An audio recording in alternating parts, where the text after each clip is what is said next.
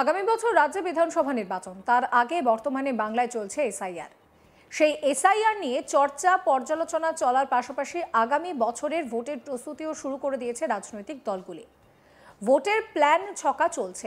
এরই মাঝে বড় এক বার্তা তৃণমূল নেতার। আসন্ন বিধানসভা নির্বাচনে সোনারপুর দক্ষিণ বিধানসভা কেন্দ্রে কার্যত 50,000 ভোটের লিডের লক্ষ্যমাত্রা বেঁধে দিলেন দক্ষিণ 24 পরগনা জেলার বিশেষ পর্যবেক্ষক। কে তিনি জানেন?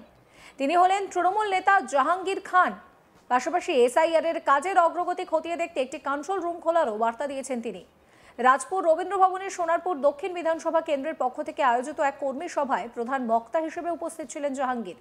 সভায় কর্মীদের সাংগঠনিক ভাবে কাজ করার বার্তা তিনি দিচ্ছেন। কি বলছেন তৃণমূল নেতা জাহাঙ্গীর খান, শোনাবো।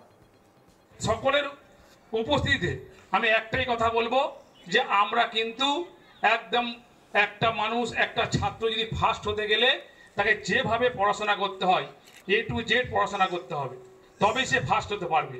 আর যে পাস করার উদ্দেশ্য করবে সে সাজেশন করে পড়বে, আর পরীক্ষা যদি পড়ে ভালো, না পড়লে লিখতে পারবে না, ফেল হয়ে যাবে।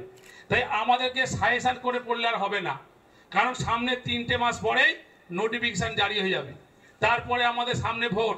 তাই স্বল্প সময়ের মধ্যে 2026-এ এই সোনারপুর দক্ষিণের মাটি এই জেলার সমস্ত বিধানসভার তুলনায় প্রথম স্থান অধিকার করতে গেলে আমাদের যেভাবে দায়িত্ব নিয়ে পড়াশোনা করা উচিত, সেইভাবে যদি আমরা দায়িত্ব নিয়ে পড়াশোনা করতে পারি, ফার্স্ট না হতে পারলেও এমন একটা ব্যাপক অঙ্কে লিড হবে যেটা আমরা বুক ফুলিয়ে বলতে পারবো মমতা ব্যানার্জি মহাশয়কে এবং আমাদের প্রিয় নেতা অভিষেক ব্যানার্জি মহাশয়কে সে সোনারপুর দক্ষিণের মাটি তৃণমূল কংগ্রেসের শক্তিশালী ঘাঁটি।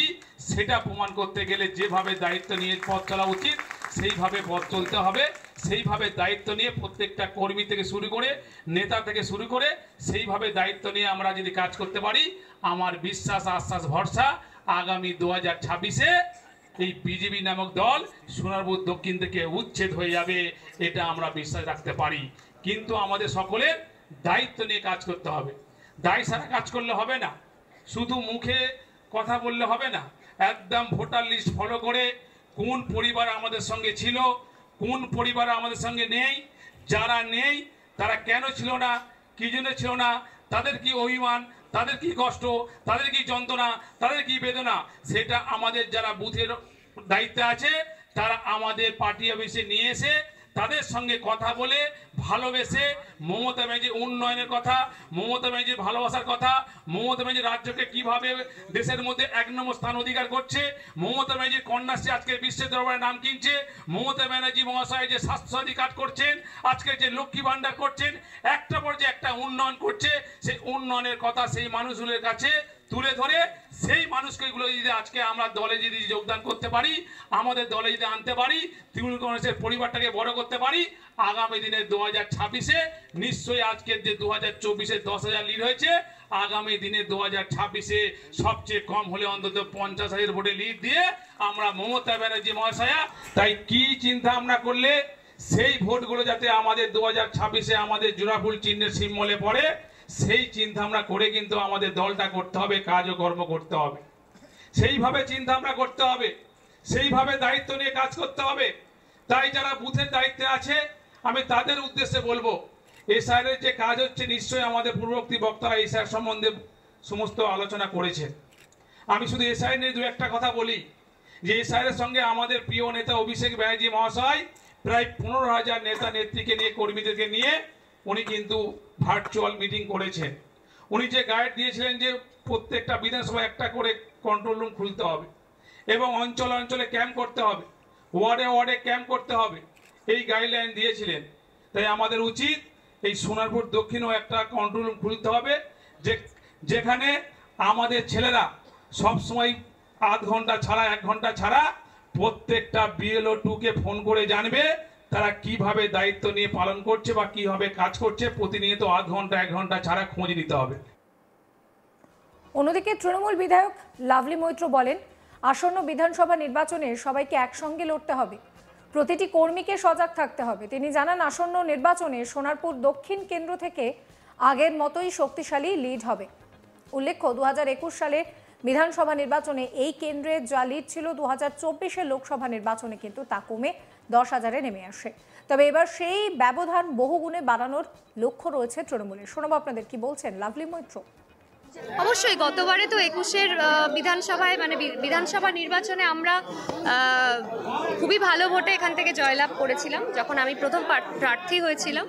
তারপরে লোকসভা ভোট গেছে, পঞ্চায়েত গেছে, আমাদের পৌরসভা ভোট গেছে এবং 26-এর নির্বাচন দোরগোড়ায়।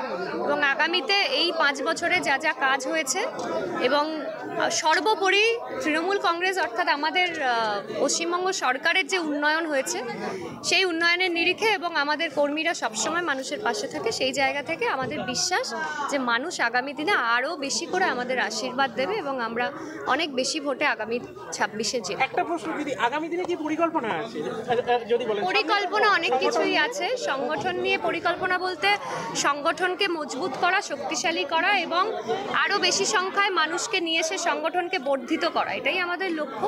এবং সংগঠন আগের থেকে এখন অনেক বেশি মজবুত, আমরা সবাই ঐক্যবদ্ধ এক এবং আরও বেশি করে যাতে নতুন জেনারেশন যারা ছাত্র পরিষদ করছে সেইভাবে নতুন নতুন এবং বিশেষ করে মহিলা সহকর্মীর সংখ্যা বাড়ছে দিনে দিনে।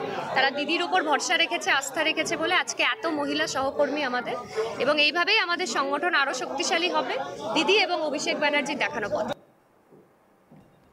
একদিকে লাভলি মৈত্র তিনি বলছেন যে এবার তৃণমূলের যে ভোটের ব্যবধান সেটা আগের থেকে প্রায় অনেকটাই গুণ বাড়বে।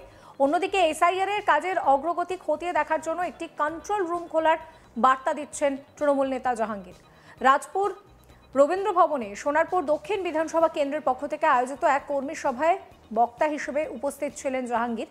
সভায় কর্মীদেরকে তিনি একত্রিতভাবে কাজ করার বার্তা দিচ্ছেন এবং তিনি কিন্তু পরিষ্কার বলছেন যে লিড পেতে হবে। কি বলছেন তিনি আরো একবার শোনাবো। সকলের উপস্থিতিতে আমি একটাই কথা বলবো যে আমরা কিন্তু একদম একটা মানুষ, একটা ছাত্র যদি ফার্স্ট হতে গেলে তাকে যেভাবে পড়াশোনা করতে হয় A to Z পড়াশোনা করতে হবে, তবেই সে ফার্স্ট হতে পারবে। আর যে পাস করার উদ্দেশ্য করবে সে সাজেশন করে পড়বে, আর পরীক্ষা যদি পড়ে ভালো, না পড়লে লিখতে পারবে না, ফেল হয়ে যাবে। তাই আমাদেরকে সাজেশন করে পড়লে আর হবে না, কারণ সামনে 3টে মাস পরেই নোটিফিকেশান জারি হয়ে যাবে, তারপরে আমাদের সামনে ভোট। তাই স্বল্প সময়ের মধ্যে 2026-এ এই সোনারপুর দক্ষিণের মাটি এই জেলার সমস্ত বিধানসভার তুলনায় প্রথম স্থান অধিকার করতে গেলে আমাদের যেভাবে দায়িত্ব নিয়ে পড়াশোনা করা উচিত সেইভাবে যদি আমরা দায়িত্ব নিয়ে পড়াশোনা করতে পারি, ফার্স্ট না হতে পারলেও এমন একটা ব্যাপক অঙ্কে লিড হবে যেটা আমরা বুক ফুলিয়ে বলতে পারবো মমতা ব্যানার্জি মহাশয়কে এবং আমাদের প্রিয় নেতা অভিষেক ব্যানার্জি মহাশয়কে সে সোনারপুর দক্ষিণের মাটি তৃণমূল কংগ্রেসের শক্তিশালী ঘাঁটি, সেটা প্রমাণ করতে গেলে যেভাবে দায়িত্ব নিয়ে পথ চলা উচিত সেইভাবে পথ চলতে হবে।